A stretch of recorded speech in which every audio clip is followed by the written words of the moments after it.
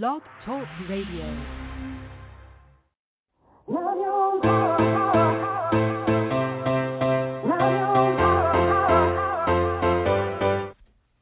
Chatting with Nat is a podcast for independent women seeking to speak their truth and to break down barriers. We host honest conversations that help to guide and empower women. Speak your truth and set yourself free. Let your voice be heard.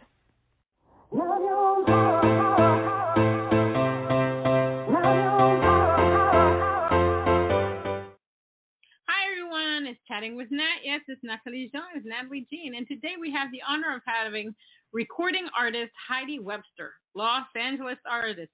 Heidi Webster released her newest single, Neon, in May 2021, accompanied by a colorful and captivating music video.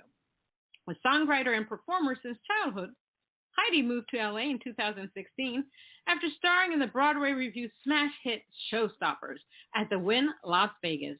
There, she began working with Grammy Award-winning producer Keith Olsen and Tom Weir, Grammy Award-winning engineer. She wrote and co-produced her first three single releases, which debuted in 2020.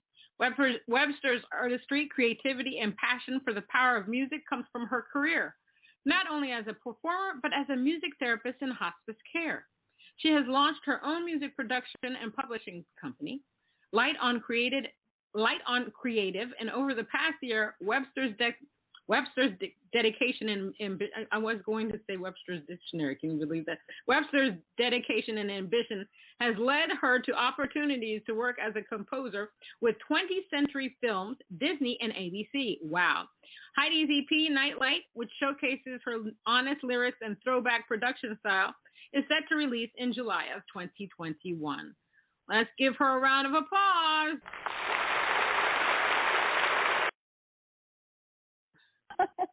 Hi, Heidi. How are you? Hi, Natalie. Great. How are you doing? I'm okay. You know, I almost called you Webster Dictionary because I see Webster Dictionary like the thing that pops in my head. You know.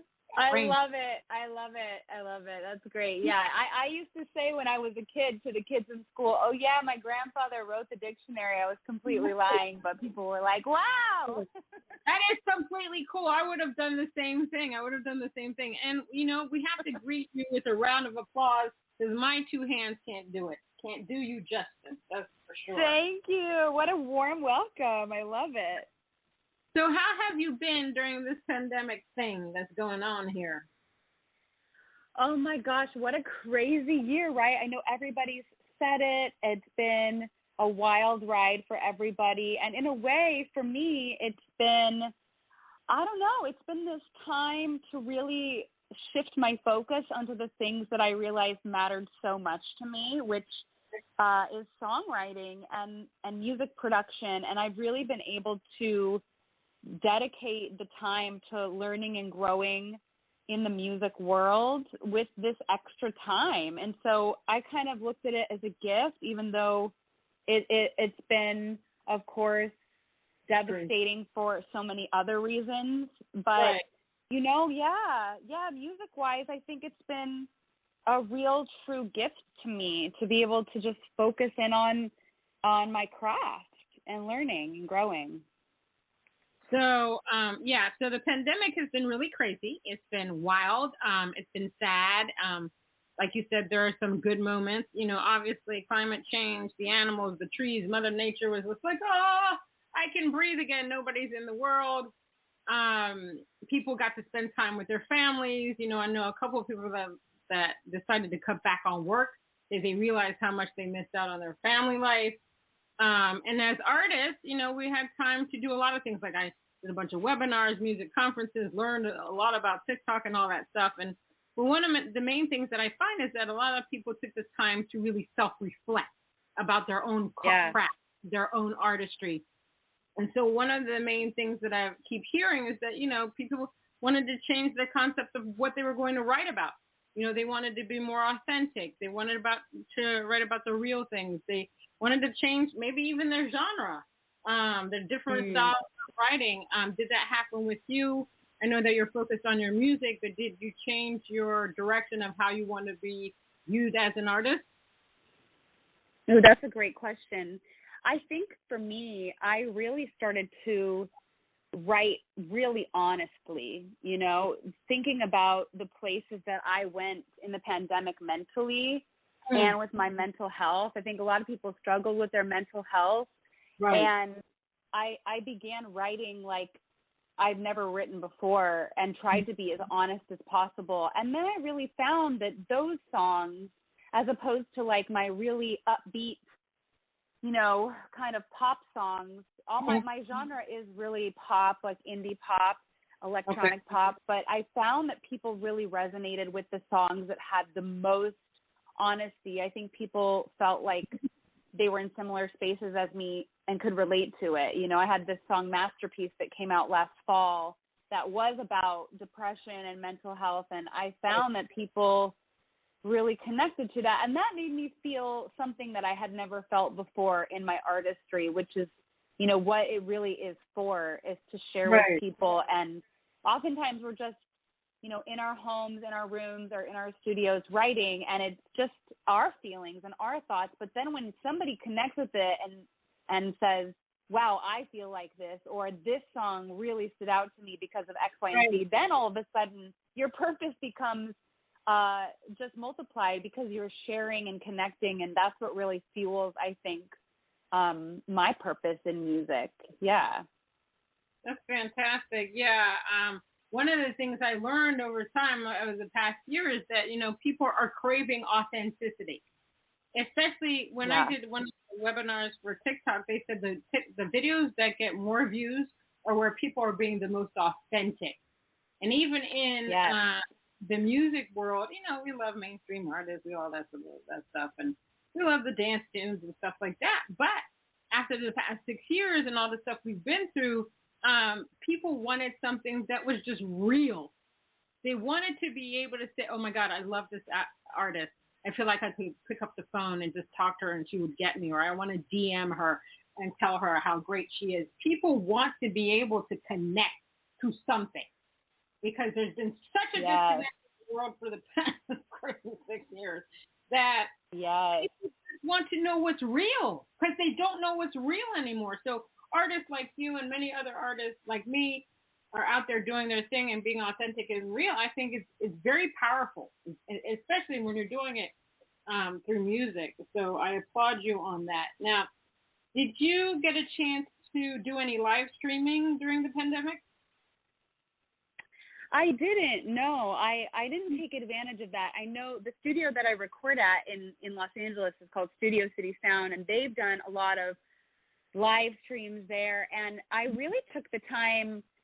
I think that's something I'm going to shift my focus to now, oddly enough. I know a lot of people were doing live streams.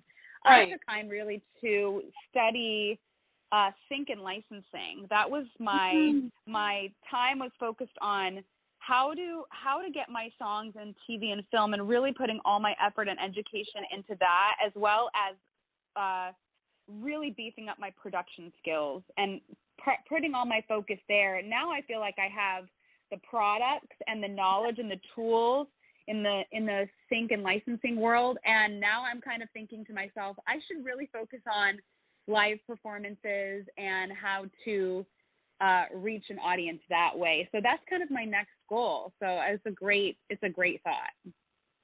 That's fantastic, and I'm glad that you brought up the whole sync and licensing thing. Whew, because let me tell you, this past year, if I didn't do like 100 webinars and conferences on a sync and licensing, it was crazy. And I met this woman, Empress, on Clubhouse, and she was giving away all this free information on how you find music supervisors, the different platforms for sync and licensing. It was amazing.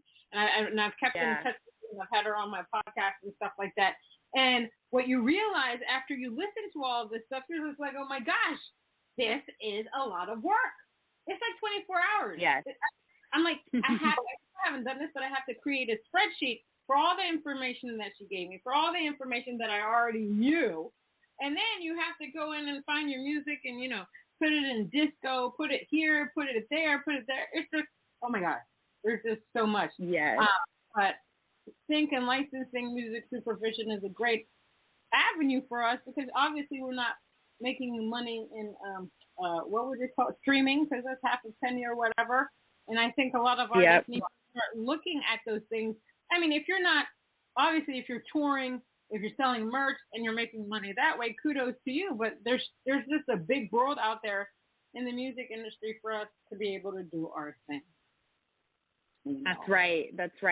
There, you have to look at the purpose behind, why you're doing music. And if you're trying to monetize on it, which there are avenues, looking at those avenues and saying, okay, what are my options? Because most artists do make their money on tour. So when the pandemic hit and all the tours were getting canceled, I think a lot of people were like, okay, I can monetize through sync and licensing. And then how do I do that? Because there is so much opportunity in linking music to media. There's endless possibilities. We're talking ads, video games, TV, film, trailers, commercials, and there if you can make a good product, understand what kind of music gets synced and placed, then you're really off to a good start. Maybe finding a music publisher or a sync library that can help you shop your music to music supervisors.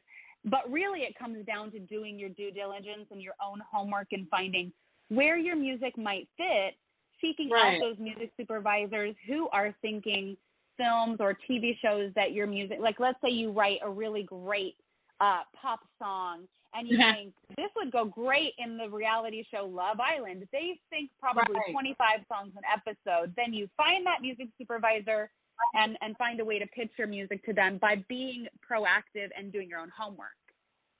Amen to that. So one of the sites that Empress told us about was called TuneFind. And so, and I don't know, that one where you go and you find out the songs that some of the shows play, and then you can find the music supervisor.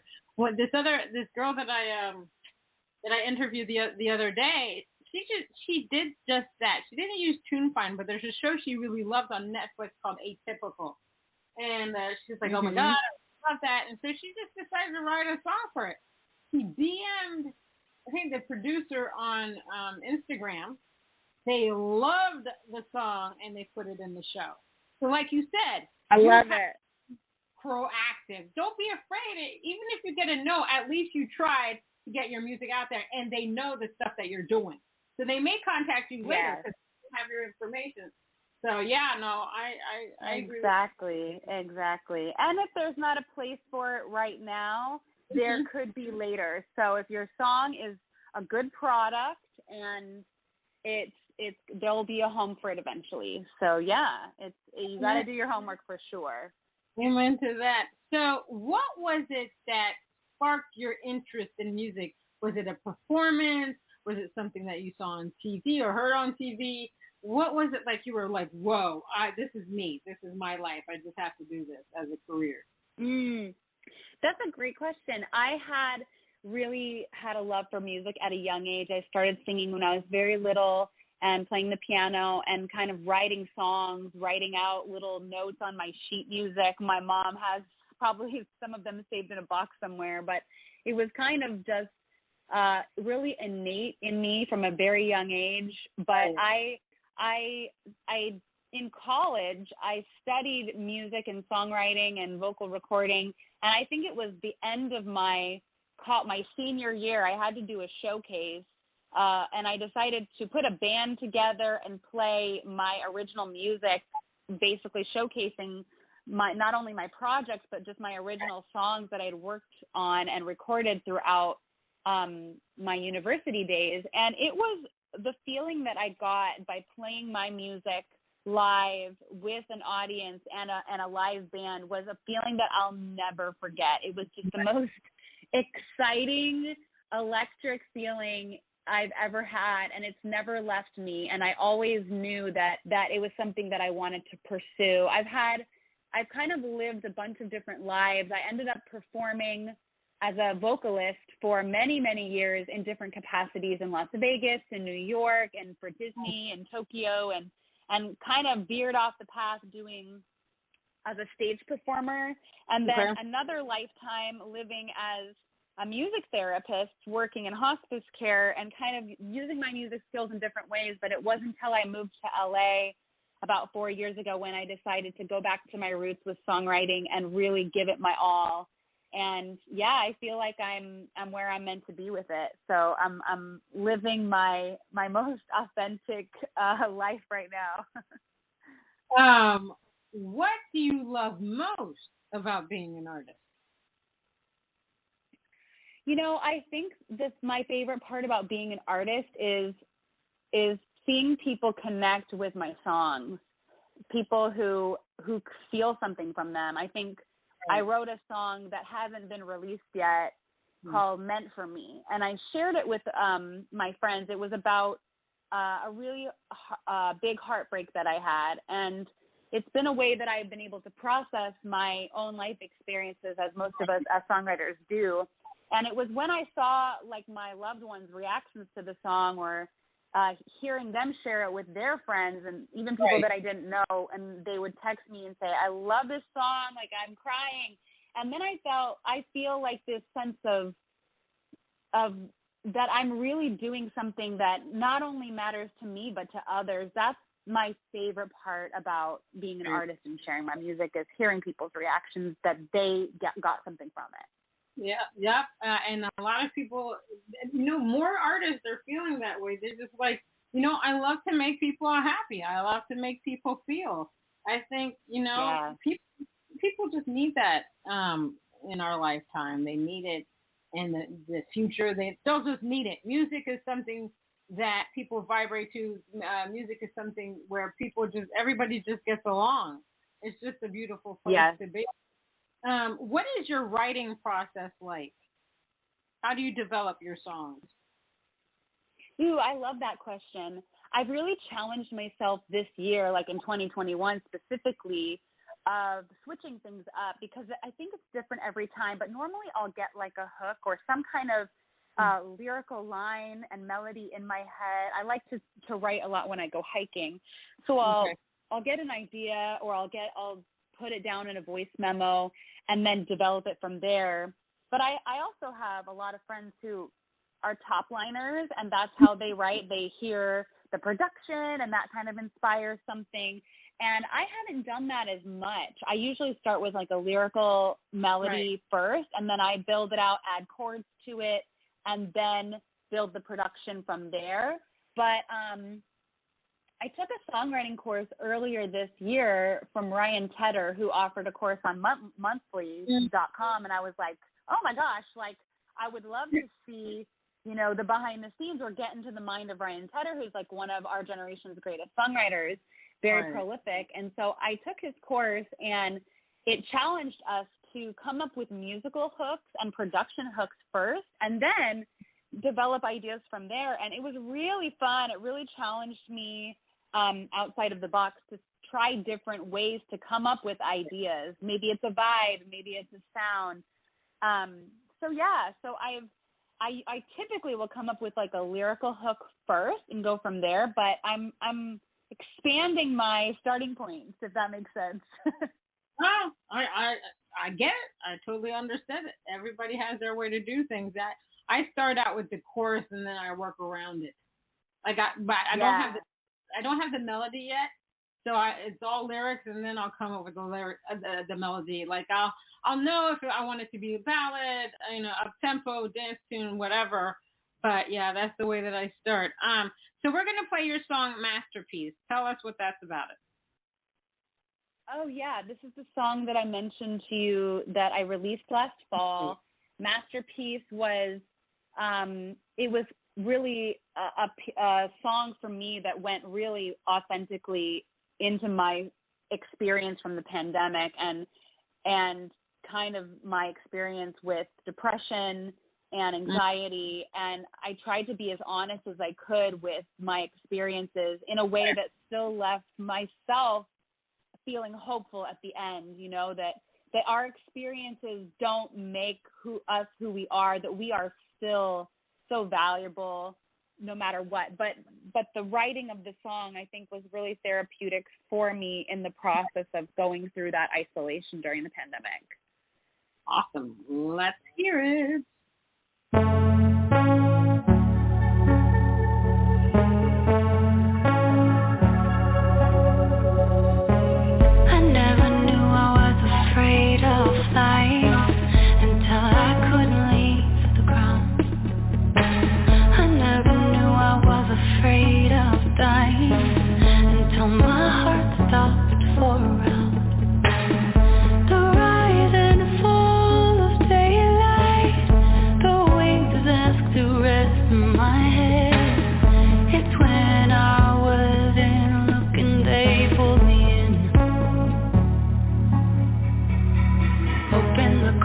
The world needs the light from the inside. I will take the sketch of me and build up my scaffolding. I will make a masterpiece with the pieces that are left of me.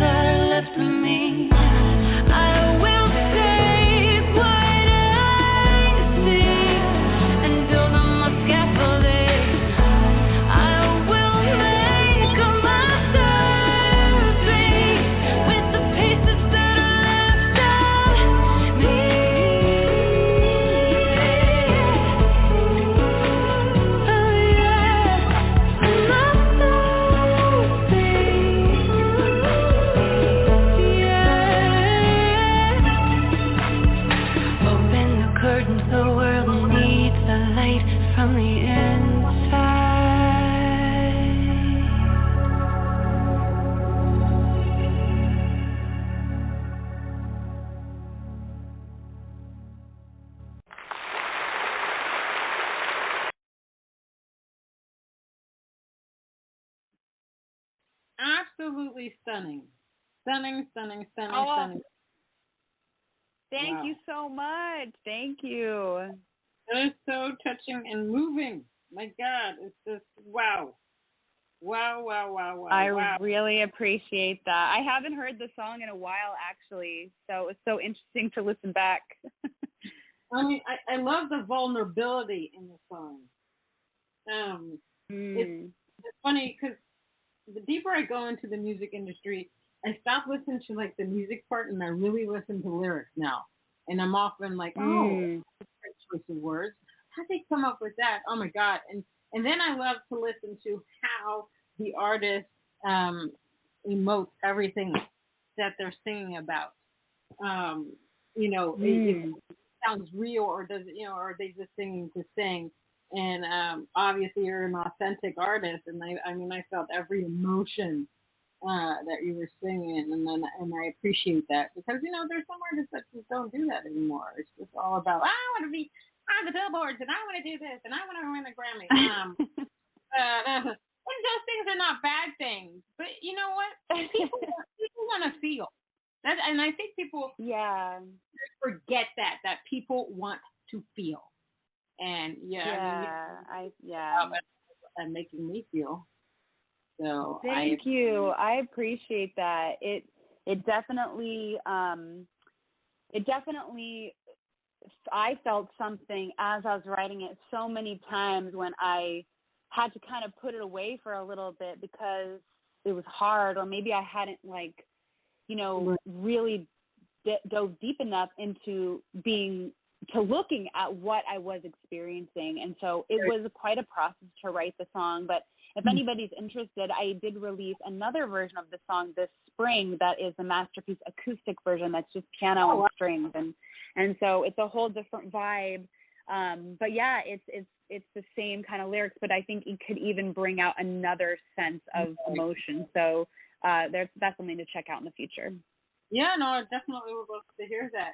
Now, we're women in this industry. I think somebody said in one of my podcasts, it's really sad how the music industry pits women against women, because, they say, oh, you have to look like this, or you have to be this size, you have to do this, you have to do that, rather than trying to get women to embrace one another and think that we're not in competition. That's why Nikki and I started to get Sisters in Music. Together we are stronger.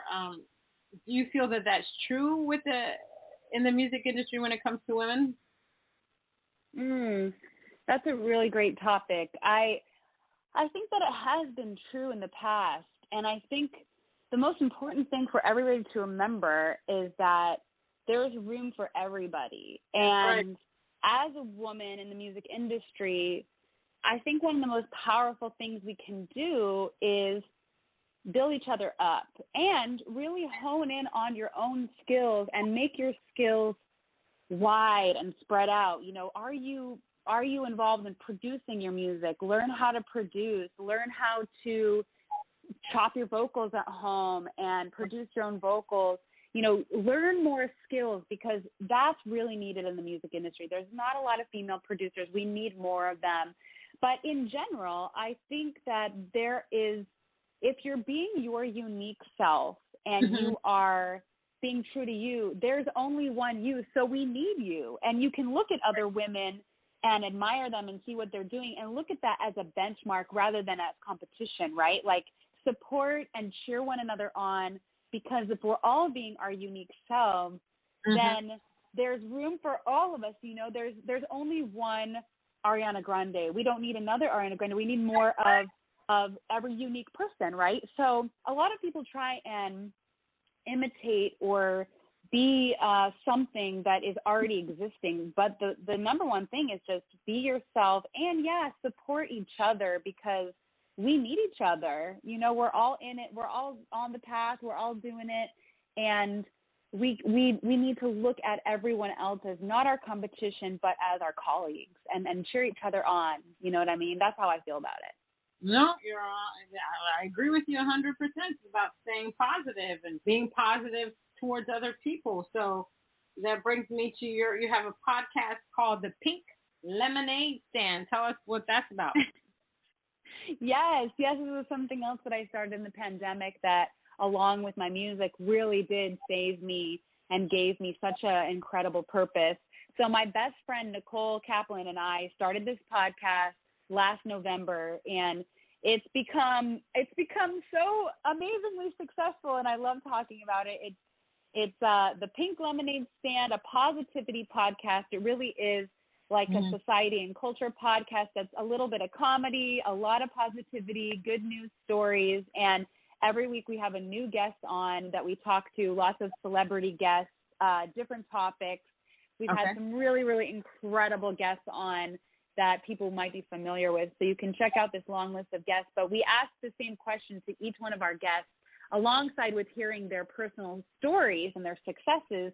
We always ask, what was a challenging thing that happened to you in your life, and how did you get through it? So how did you turn lemons into lemonade? And it's really inspiring and cool to hear people's vulnerable stories, and learning and connecting by, hearing those things, because we're all human at the end of the day, and we want to know, how to relate and connect to people in that realm. So it's a lot of fun. We use fun music, fun sound effects, so you can find it on anywhere you can find podcasts. So Apple Podcasts, Spotify, Stitcher, Amazon Music, anywhere that you can hear a podcast, we're there, so you can check it out. All right, I will do just that. Now we're going to play your song, Neon. Tell us what that's about. Amazing. So Neon was my song of the summer that came out earlier this summer. It was a really fun vibe. It was kind of like that feeling that everybody was, that feeling in the air after the pandemic seemed like it was easing up. We were going outside again. We were realizing that life was going to go back to normal. And so this song really evokes that feeling for me. I was exploring 80s synth pops and that vibe of wanting. I really, really, really love when people feel like they want to dance when they listen to my music. So this song really promotes that vibe, that happy feeling. Awesome. Let's play it. Yeah.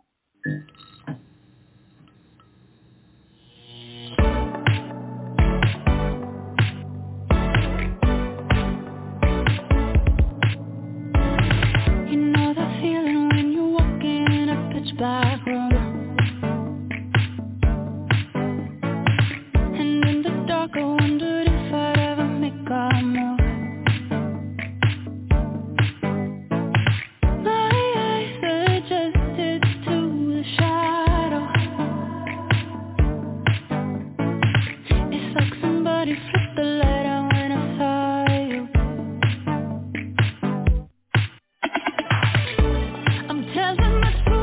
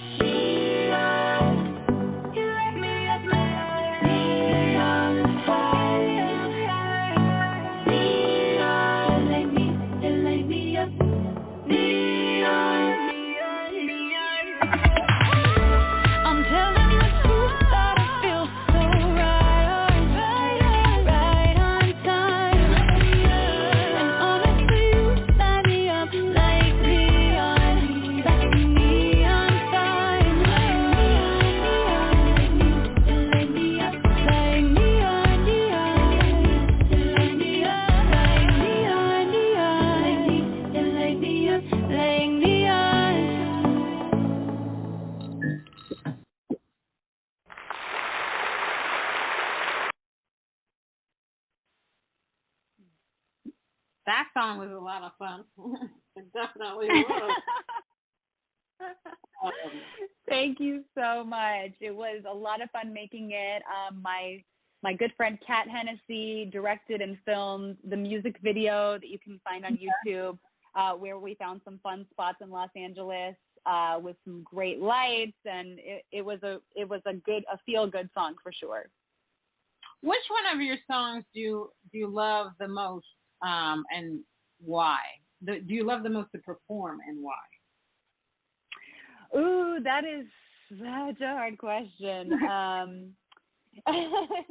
Which of your kids do you love the most? There you go.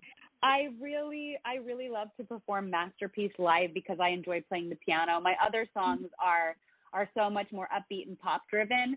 So I think I love to perform Masterpiece, but I think probably my favorite song that I've released so far is my first song that I released called Wild, and I released that song last July. It was kind of like after things started to be really settled in with the pandemic, and it was another feel-good summer song. And before that release, I was really trying to figure out who I was as an artist, what my sound was, and once this song really came together for me, it felt like magic, like it really represented me and who I am. And so that song you can hear on Spotify, I think is probably a near and dear to my heart. Great. What's one thing you wish you had known before you began this career? Ooh. One thing I wish I would have known. I think one thing I wish that I would have done was really, really dedicated more time to learning production. I think I heavily leaned on other people to do that. But if you can learn that, if you can put your efforts into learning that, it really does give you so much power and flexibility and creativity to bring to the mix. I think you end up relying heavily on other people. And right. If you can learn that yourself, even if it's just some beginning basics, it really does give you a leg up and a new avenue to creativity as a writer. So, okay. Of course, we like to give the reins to people who are extremely good at their craft to collaborate with you. And I still collaborate with fantastic producers. But I think learning that helps you learn the language when you are working with other producers and gives you, just more strength as a songwriter. What is the one common myth about the music field that you want to debunk? I think a big myth, and hopefully this has been becoming more and more known, is that you don't need a record label to be an artist and put music out.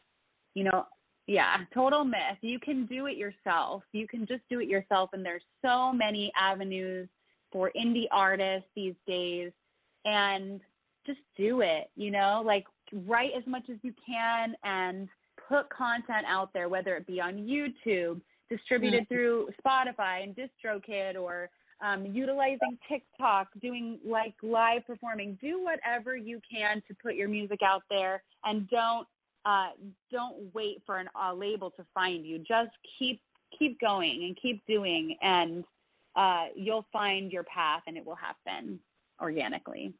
Doing your thing. I agree. We're going to play your song Wild. What is that about? Ooh, okay. Oh my gosh, great. So Wild was the song that I mentioned. That's probably my favorite baby. I released this song last summer, and this song to me was just learning really my journey to becoming myself. I think oftentimes in our own life stories, we may always be progressing and growing, but this was a coming of age story for me. And really, like in my 30s, when do you really come of age or figure out who you are, and breaking out of a lot of the molds that I had kept myself in for a really long time. And this song is just about being your most authentic self. And for me, that was a pivotal point in my life. Awesome. Let's play it.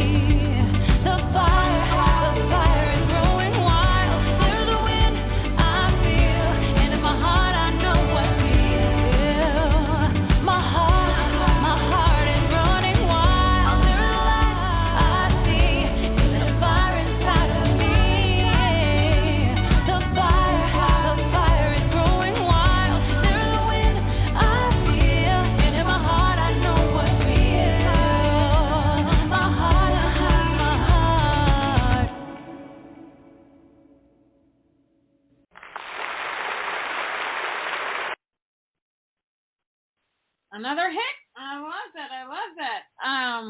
What Thank you. or message that you like to live by?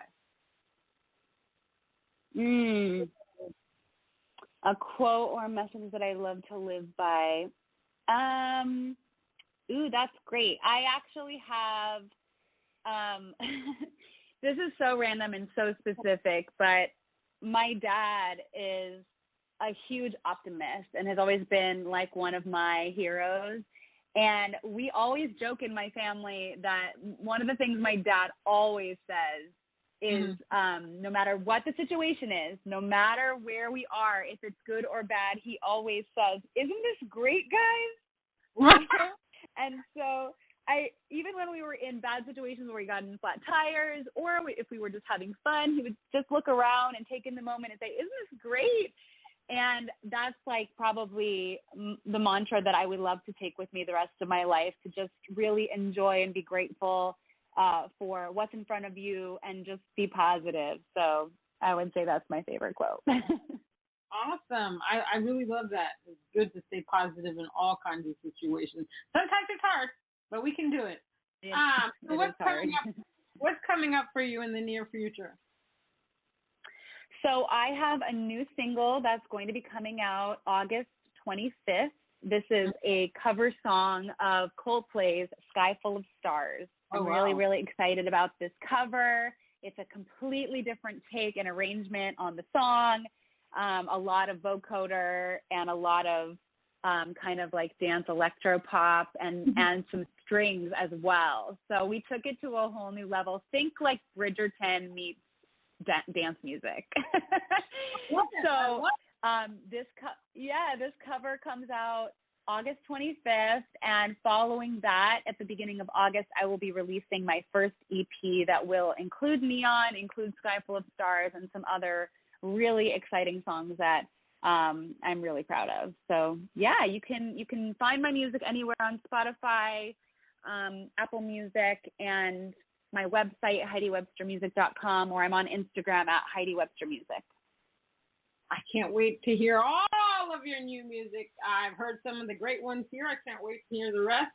Thank you, Heidi, for being on Chatting with Nat. It has truly been my honor. I have learned so much. I'm going to listen to your podcast as well. Check it out. I'm sure new things. I can't wait. And I hope you have a great week and a great weekend. Thank you, Nat. So great to be here, and thank you so much for having me.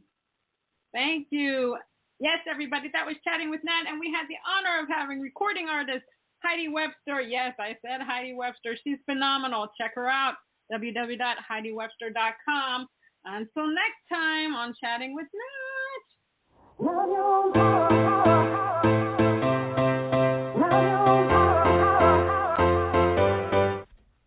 Chatting with Nat is a podcast for independent women seeking to speak their truth and to break down barriers.